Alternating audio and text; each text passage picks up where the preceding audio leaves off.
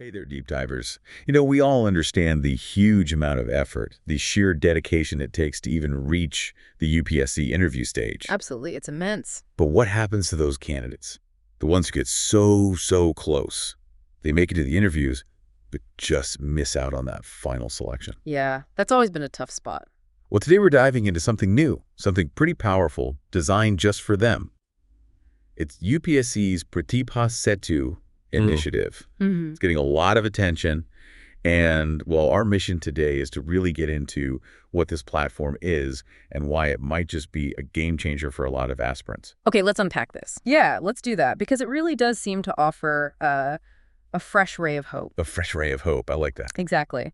Like you said, it's aimed specifically at those candidates who've put in incredible work. They've gone all the way to the interview stage of the UPSC exams, but then, just narrowly missed that final cut.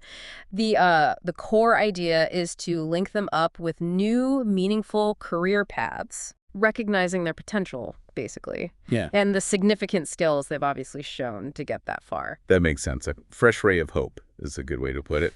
But for listeners maybe wondering about the nuts and bolts, how does this connection actually happen? What kinds of opportunities are we really talking about here? Sure. So Pratibha Setu, it's an online portal. It's been specifically built to, well, bridge that exact gap you mentioned. An online portal. Okay. Yeah. It connects these highly qualified candidates, the ones who, cleared the interview stage but weren't ultimately ranked. It connects them with jobs across a pretty wide range of sectors. Like what kind of sectors? Well, we're talking government bodies, obviously, but also public sector undertakings, PSUs, Like PSUs. important NGOs, and even think tanks and private policy research organizations. Wow. Okay. So it's quite diverse. It is. The scope is broad. And they expect it could benefit more than 10,000 aspirants. 10,000. That's a lot of people. It really is. So the potential impact is certainly going to be significant. That scope does sound incredibly broad. Mm-hmm. Going beyond just government into NGOs, think tanks. Here's where it gets really interesting. Mm-hmm.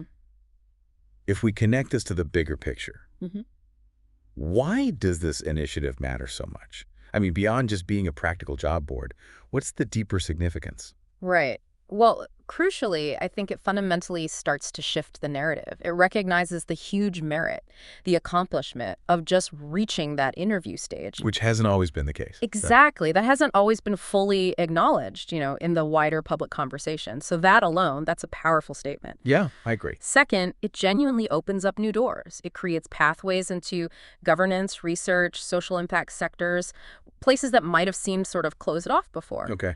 And maybe most critically, it boosts morale. It offers purpose, real opportunity to people who often feel, understandably, a deep sense of disappointment after coming so close. So it must be huge for them.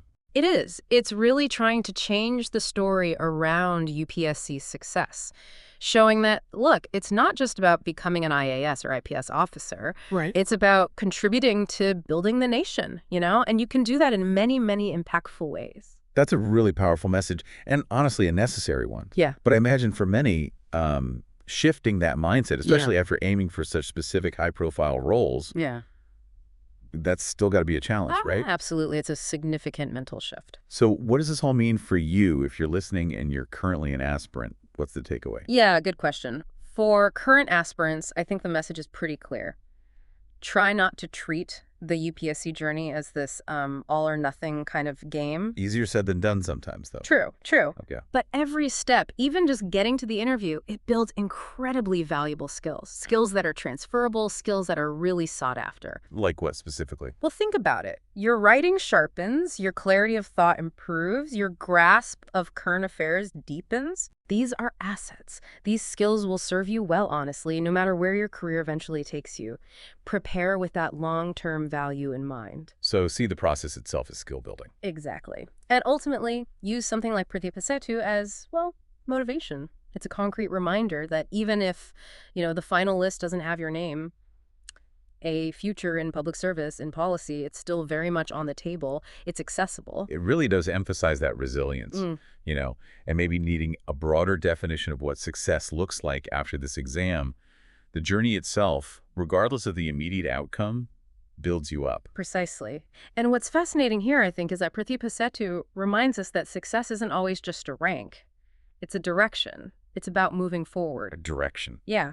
And this raises, I think, an important question for everyone, really, not just aspirants. How can we all keep learning, stay committed to our goals, and maybe most importantly, trust that every honest effort we make will eventually open up new paths, even the ones, you didn't see coming?